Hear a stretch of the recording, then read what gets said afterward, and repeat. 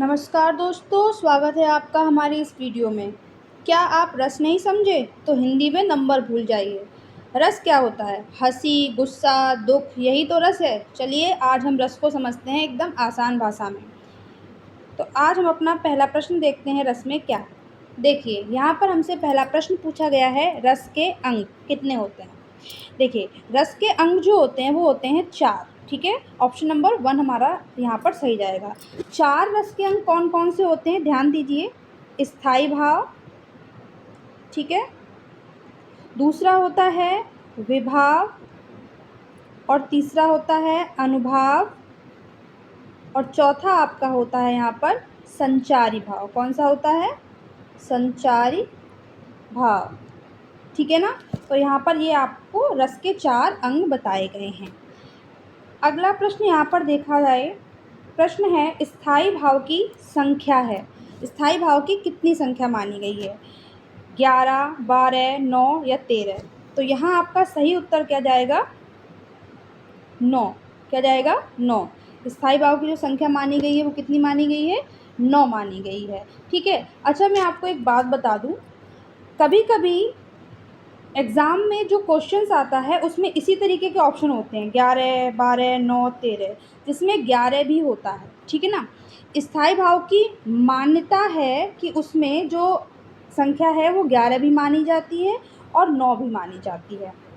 विकल्प में 9 और 11 अगर आपके एग्ज़ाम में दोनों हो तो आपको कौन से विकल्प का चयन करना है? आप ध्यान दीजिए, आपको 9 यानी कि 9 वाला जो है वो आपको उसका चयन करना है। तो उसमें रसों की संख्या यहाँ पर कितनी है? 9। ठीक है ना। अब 9 रस यहाँ पर आप पढ़ेंगे, जिसमें आप श्रृंगार रस, वीर रस, विभत्स रस, रौद्र रस, हास्य रस, अद्भुत रस, भयानक रस, करुण रस और शांत रस के बारे में पढ़ेंगे। ठीक है ना।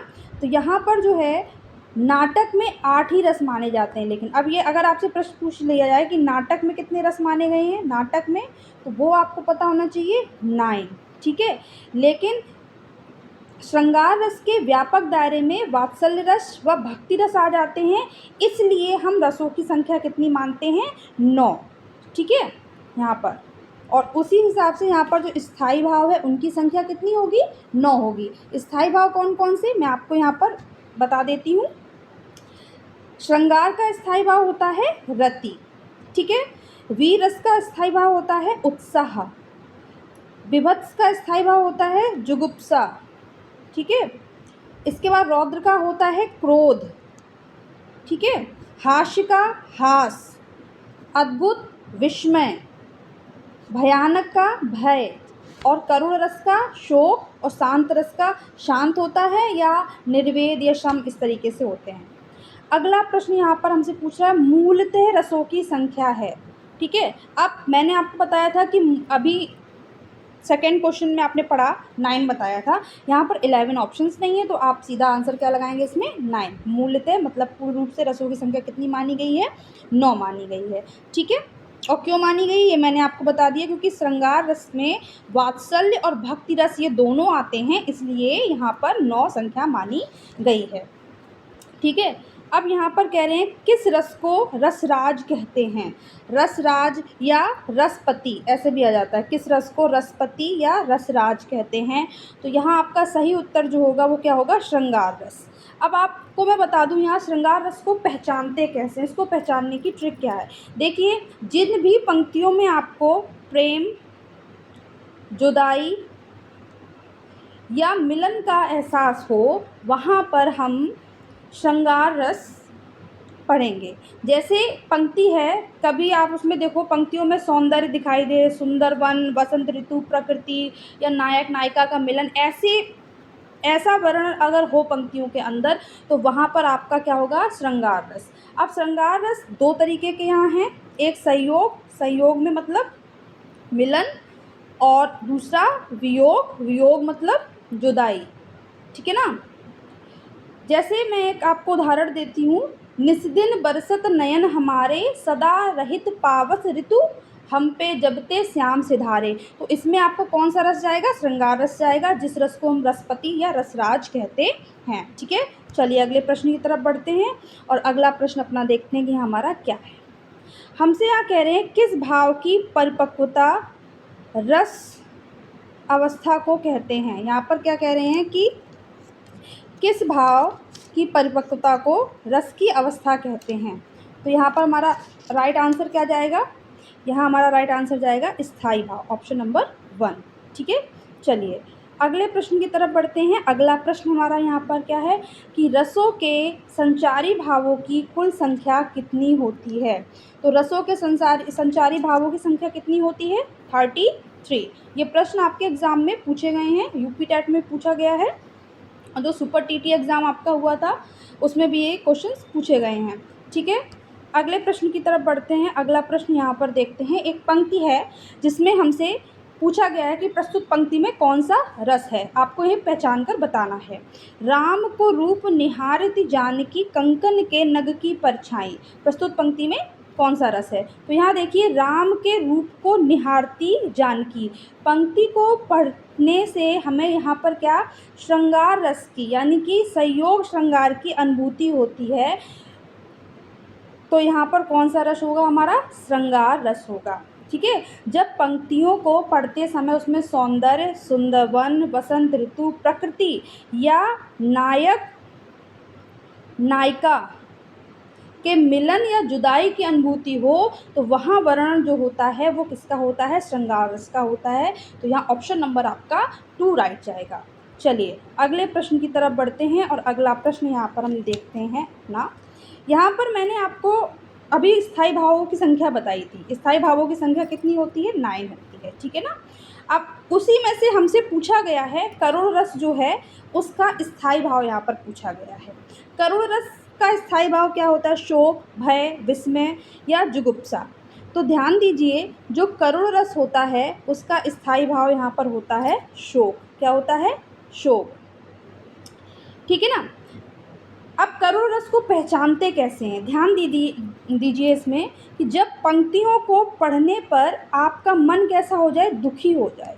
कोई भी लाइन ऐसी लिखी हो कविता में या नाटक में कहीं भी कि जिन पंक्तियों को पढ़ने से आपके मन में दुख की अनुभूति होने लगे, वहाँ पर जो रस होगा वो करुण रस होगा। ठीक है, और करुण रस का जो स्थायी भाव होगा वो क्या होगा, शोक होगा, है ना। अब जैसे एक पंक्ति मैं आपको बताती हूँ, सीता गई तुम भी चले मैं भी ना जीऊँगा यहाँ, सुग्रीव बोले साथ में सब वानर जाएंगे वहाँ। तो सीता जी चली गई, तुम भी चले गए, तो अब मैं भी यहाँ जी करके क्या करूँगा। तो इस पंक्ति को जब आप पढ़ रहे हैं तो आपके मन में कैसी अनुभूति हो रही है, दुख की अनुभूति। एक पंक्ति और मैं आपको बताती हूँ, हाय भूख की बेबसी, हाय अभागे पेट, बचपन चाकर बन गया धोता है कप प्लेट। यानी कि यहाँ पर बताया जा रहा है कि कोई छोटा बच्चा है जिसका बचपन क्या, उसका नौकर बन गया है और वो अपने बचपन में क्या कार्य कर रहा है, जगह जगह कप प्लेट धो रहा है, किस लिए, अपने पेट को भरने के लिए। तो वहाँ पर इस पंक्ति को पढ़ते समय क्या, दुख की अनुभूति मन में हो रही है। तो इस हिसाब से वहाँ पर रस कौन सा होगा, करुण रस होगा, और करुण रस का स्थायी भाव क्या होगा, शोक होगा। ठीक है, क्लियर। चलिए आगे बढ़ते हैं। अगला प्रश्न है हमारा यहाँ पर, अबलो नसानी अब न नसेओ, इसमें कौन सा रस है। ठीक है, इस पंक्ति में कौन सा रस है, करुण रस है, शांत रस है, वीर रस है या अद्भुत रस है, बताइए। इस पंक्ति में आपका जो है वो शांत रस है। कौन सा रस होगा, शांत रस होगा। ठीक है, आगे बढ़ते हैं। और शांत रस का स्थायी भाव क्या होता है, मैंने आपको बताया था। शांत रस का जो स्थायी भाव है, स्थायी भाव वो आपका या तो शांत भी हो सकता है, 3 है, ध्यान रखिए, शांत, शम और निर्वेद। ठीक है ना, ये जो हैं वो शांत रस के स्थायी भाव हैं। ठीक है, चलिए आगे बढ़ते हैं। अगला क्वेश्चन क्या है हमारा, अगला प्रश्न यहाँ कह रहे हैं कि जो भाव मन में केवल अल्पकाल, अल्पकाल समझते हैं कम समय के लिए, ठीक है, अल्पकाल तक संचरण करके चले जाते हैं उन्हें क्या कहते हैं। संचरण करना, संचारी करना मतलब विचरण करके चले जाते हैं। तो यहाँ पर स्थायी भाव दिए हैं कितने आपको, यहाँ पर आपको जो स्थायी भाव दिए हैं, रस के अंग दिए हैं, कितने दिए हैं, 4 दिए हैं। रस के अंग ही तो हैं ये, रस के अंग कितने हैं, 4। ठीक है, बेसिक से है, रस का बेसिक पार्ट है और इसका जो क्वेश्चन प्रैक्टिस का और मेजर पार्ट होगा वो आपको अगली वीडियो में देखने को मिलेगा। अभी आप शुरुआत में रस को समझ लीजिए, उसके अंग कितने होते हैं, स्थायी भाव कितने होते हैं, रसराज क्या होता है, रस को पहचानते कैसे हैं, ये सारी चीज़ें आपको इस वीडियो में समझ में आ जाएंगी। तो यहाँ पर जो रस के अंग हैं वो 4 हैं। यहाँ पर ये पूछ रहे हैं प्रश्न में कि जो भाव मन में केवल अल्पकाल तक संचरण करके चले जाते हैं उन्हें क्या कहते हैं। तो यहाँ पर जो सही उत्तर आपका होगा वो क्या होगा, संचारी भाव। ऑप्शन नंबर ए बिल्कुल राइट जाएगा। चलिए अगला प्रश्न आता है, किस रस को सभी रसों का अधिपति माना जाता है।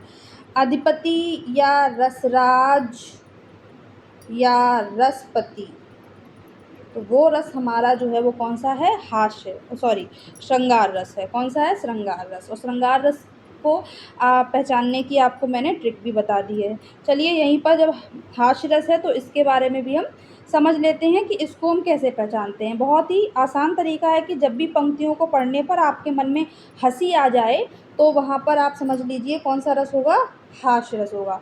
पंक्तियों को पढ़ने पर क्या हो, हंसी आ जाए। जैसे एक पंक्ति मैं आपको बताती हूँ, बेटा बोला बाप से फर्ज करो निज पूर्ण, सब धन मेरे नाम करो खाओ कायम चूर्ण, है ना। तो इस तरीके से जो बेटा है वो अपने बाप से बोल रहा है कि सब कुछ मेरे नाम कर दो और तुम कायम चूर्ण खा के आराम से बैठे रहो। ठीक है, तो प्रस्तुत पंक्ति ऐसे पढ़ के हमको कैसा लग रहा है, एक जोक सा लग रहा है, हंसी सी मन में आ रही है। तो यहाँ पर जो रस हो सकता है वो हास्य रस होगा। लेकिन यहाँ प्रश्न में हमसे अधिपति के बारे में पूछा गया है तो वो उत्तर हमारा ऑप्शन नंबर 2 जाएगा, यानी कि श्रृंगार रस। ठीक है ना। अगले प्रश्न की तरफ बढ़ते हैं और अगला प्रश्न हमारा यहाँ पर क्या है, एक पंक्ति दी गई है जिसमें हमसे पूछा गया है कि प्रस्तुत पंक्ति में वीर रस का स्थायी भाव क्या है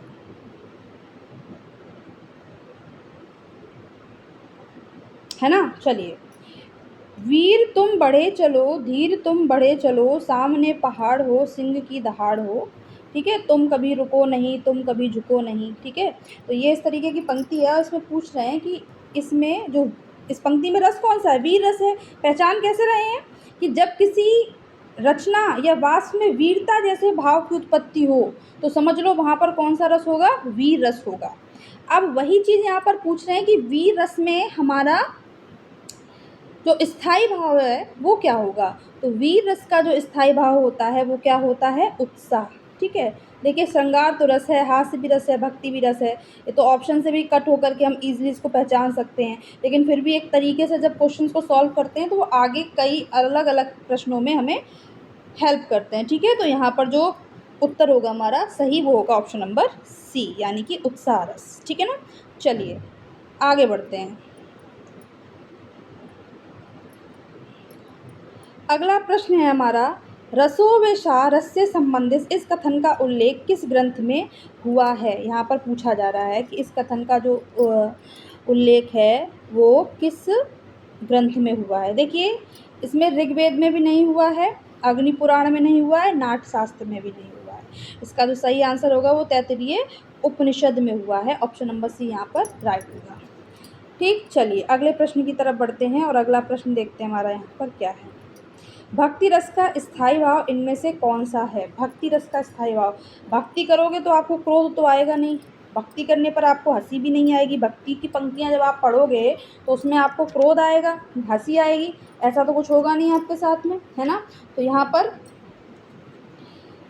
रति श्रृंगार रस का है, यहाँ पर भक्ति रस का स्थायी भाव क्या होगा, भक्ति ही होगा। क्या होगा, भक्ति। ऑप्शन नंबर सी हमारा राइट आंसर होगा। चलिए अगले प्रश्न की तरफ बढ़ते हैं। अगला प्रश्न है कि भरत मुनि ने रस सूत्र का विवेचन अपने किस ग्रंथ में किया है। ये प्रश्न आपकी परीक्षा में पूछा भी गया है और आगे आने की संभावना भी ज़्यादा है। तो यहाँ पर जो आपका सही आंसर जाएगा वो क्या होगा, भरत मुनि ने रस सूत्र का विवेचन अपने किस ग्रंथ में किया है। नाट्य दर्पण, नाट्य शास्त्र, हृदय दर्पण या उपरोक्त में से कोई नहीं। इसका सही उत्तर जो जाएगा वो होगा नाट्य शास्त्र में। ठीक है ना। ऑप्शन नंबर 2 जो होगा यहाँ पर हमारा सही होगा नाट्य शास्त्र। ठीक है। अब मैं आपको भरत मुनि के बारे में यहाँ कुछ बता देती हूँ। देखिए भरत मुनि ने जो है वो रसों की संख्या को 8 माना है। कितना माना है? 8। इस तरीके से भी प्रश्न आता है कि भरत मुनि ने रसों की कितनी संख्या मानी है, तो उन्होंने 8 संख्या मानी है। क्यों? नाटक में 8 ही रस माने जाते हैं, क्योंकि वहाँ शांत रस को नहीं गिना जाता है। नाटक में शांत रस को नहीं गिना जाता है, इसलिए वहाँ पर कितने रस माने जाते हैं? 8। ये भी प्रश्न आता है कि नाटक में किस रस को नहीं गिना गया है। आपको हास्य रस दे दिया जाएगा ऑप्शन में, वीर रस दे दिया जाएगा, भक्ति रस दे दिया जाएगा, शांत रस दे दिया जाएगा। तो उत्तर आप ध्यान रखिए कि वहाँ पर जो उत्तर होगा वो कौन सा होगा? शांत रस। क्यों? क्योंकि नाटक में शांत रस को नहीं गिना गया है और भरत मुनि के अनुसार रसों की संख्या 8 होती है और भरत मुनि ने रस सूत्र का विवेचन जो है वो नाट्य शास्त्र में किया है। ऑप्शन नंबर 2 इस प्रश्न का सही आंसर होगा। ठीक है। अगला है यहाँ प्रश्न, रस निरूपण के प्रथम विख्याता थे। ठीक है। रस निरूपण के प्रथम विख्याता कौन थे? तो यहाँ पर इसका जो सही उत्तर होगा वो कौन सा होगा? भरत मुनि। कौन सा होगा? भरत मुनि, जिन्होंने रस की संख्या कितनी बताई है? 8। क्यों? क्योंकि उन्होंने शांत रस को काउंट नहीं किया है। ठीक है ना। चलें आगे बढ़ते हैं। अगला प्रश्न देखते हैं यहाँ पर क्या है। अगला प्रश्न है, रति, हास, शोक, क्रोध, भय आदि भावों की गिनती, ठीक है, इनमें से किस भाव के अंतर्गत आती है? रस के कितने भाव या कितने अंग हैं? 4। अनुभाव, विभाव, स्थायी भाव और संचारी भाव। ठीक है ना।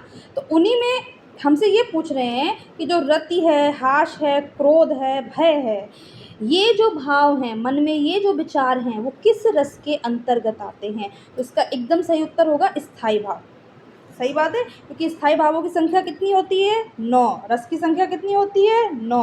तो वही स्थायी भाव यहाँ पर आपको रति, हास, शोक, क्रोध, भय इनके बारे में पूछ रहा है यहाँ पर प्रश्न। इस तरीके से भी प्रश्न बनते हैं। और ये अनुभाव, विभाव, स्थायी भाव, संचारी भाव, ये क्या है? ये रस के अंग हैं। ये सब क्या है? रस के अंग या रस के भाव कितने होते हैं? 4। और मैंने आपको वीडियो के स्टार्टिंग में बताया था कि आसान भाषा में अगर हम समझें कि रस क्या है, तो हंसी आना, गुस्सा आना, दुख होना, प्रेम, ये सब रस हैं। ठीक है। यही रस की आसान परिभाषा है। जैसी जैसी चीज़ें, नाटक आपने पढ़ा या नाटक आपने देखा, इनका तो यहाँ हम अपना जो आंसर लगाएंगे वो स्थायी भाव लगाएंगे। चलिए अगले प्रश्न पर पढ़ते हैं। अगला प्रश्न देखते हैं हमारा यहाँ पर क्या है। अगला प्रश्न है यहाँ पर, जड़ चेतक पर तलवार उठाता था, भूतल पानी को राणा प्रताप सर काट काट करता था सफल जवानी को। अब कह रहे हैं कि इस पंक्ति में कौन सा रस होगा? यहाँ रा लिखा है, सिर्फ रस है। ठीक है। तो पंक्ति को पढ़ने से आपको या आपके मन में क्या अनुभूति हो रही है? यहाँ पर हमें अनुभूति हो रही है कि पंक्ति में कौन सा रस है? वीर रस। भक्ति रस है नहीं, हास्य रस है नहीं, श्रृंगार रस है नहीं, क्योंकि ना तो भक्ति का कोई रस उत्पन्न हो रहा है पंक्ति को पढ़ते समय, ना पंक्ति को पढ़ते समय हमें हमारे मन के अंदर हंसी आ रही है हमें। ठीक है। ना हंसी का भाव उत्पन्न हो रहा है, ना पंक्ति को पढ़ते समय प्रेम का भाव या संयोग वियोग का भाव उत्पन्न हो रहा है। ऐसे कोई भी भाव यहाँ उत्पन्न नहीं हो रहे हैं। तो यहाँ पर जो हमारा रस होगा वो कौन सा होगा? वीर रस। और वीर रस का स्थायी भाव क्या होता है? फिर से रिवाइज कर लीजिए, उत्साह। क्या होता है? उत्साह। ठीक है ना। तो ऑप्शन नंबर 2 हमारा इसका राइट होगा। अगले प्रश्न की तरफ बढ़ते हैं और अगला प्रश्न देखते हैं हमारा क्या है। आचार्य भरत ने किस रस के मूल में विकृति भाव माना है? यहाँ पर प्रश्न क्या है कि आचार्य भरत मुनि ने किस रस के मूल में विकृति भाव माना है? विकृति भाव क्या होता है? यानी कि वो ये कहना चाहते हैं कि त्रुटि मानिए किस रस के भाव में। तो यहाँ आपका क्या आंसर जाएगा? यहाँ पर आपका आंसर जो जाएगा वो होगा हास्य रस। कौन सा होगा? हास्य रस। ठीक है ना। चलिए अगले प्रश्न की तरफ बढ़ते हैं और अगला प्रश्न देखते हैं क्या है। पंक्ति दी गई है और हमसे रस पूछा गया है। कह रहे हैं एक और अजगर लखी एक और मृगराय, विकल बटोही बीच की पर्यो मूर्छा खाए। एक और उसे अजगर दिख रहा है, मतलब दोनों तरफ से उसे खतरा दिख रहा है, बीच में कोई व्यक्ति है। अब वो कह रहा है कि इसमें कौन सा रस है, रस पहचान कर हमें बताइए। देखिए अब इसमें जो रस होगा आपका वो कौन सा होगा? डर की अनुभूति हो रही है। पंक्ति को पढ़ते समय किसकी अनुभूति हो रही है मन में? डर। मतलब भयानक रस क्या होता है कि इसके अंतर्गत भय उत्पन्न हो, वस्तुओं के जैसे भी दर्शन हो या आप उसे सुने या कुछ भी शत्रु के विद्रोह का कोई पूर्ण आचरण हो, कुछ भी हो, तो उसमें आपको क्या होगा? भय, यानी कि डर लगेगा। तो इस पंक्ति में क्या है? भयानक रस होगा। क्या होगा? भयानक रस होगा। ठीक है। जैसे एक पंक्ति और मैं आपको बता दूं, उफनती नदियाँ चली कुंद खोल करके, यानी कि नदियाँ उफन नहीं है, उनकी लहरें बहुत बड़ी बड़ी हैं और आप वहाँ कहीं फंसे हुए हो तो आपको भय लगेगा उस समय। तो भय जब आपके मन में उत्पन्न होगा तो कौन सा रस वहाँ पर हो रहा है? भयानक रस। कौन सा रस आएगा? भयानक रस। अच्छा, अब भयानक रस का जो स्थायी भाव होता है वो क्या होगा? भय। ठीक है, डर। ठीक है, चलिए अगले प्रश्न की तरफ बढ़ते हैं। अगला प्रश्न यहाँ पर देखते हैं क्या है। कह रहे हैं स्थायी भाव की मान्यता के अनुसार रसों की संख्या कितनी हो गई है? बताइए। देखिए स्थायी भाव की मान्यता के अनुसार यहाँ पूछा गया है, फिर से बता देती हूँ। तो यहाँ उत्तर आपका 11 जाएगा। कितना? 11। 11 आंसर आपका बिल्कुल राइट होगा। फिर रिमाइंड करा देती हूँ, यदि प्रश्न में 11 और 9 विकल्प हो और आपसे ये पूछा जाए कि रसों की संख्या कितनी है, तो आंसर आप 9 लगाएंगे। लेकिन यहाँ प्रश्न कह रहे हैं कि भाई स्थायी भाव की मान्यता के अनुसार बताना है। ठीक है ना, रसों की मान्यता या मूल रसों की संख्या नहीं बतानी है। जब स्थायी भाव की मान्यता के अनुसार अगर हमसे पूछ रहा है संख्या तो 11 लगा सकते हैं हम। लेकिन अगर आपसे रसों की संख्या पूछ रहा है तो आप 9 विकल्प का ही चयन करेंगे। ठीक है, चलिए इसके पार्ट 2 के लिए कल शाम 4 बजे मिलते हैं। चैनल को सब्सक्राइब करना नहीं भूलें और वीडियो को शेयर करना नहीं भूलें। ठीक है।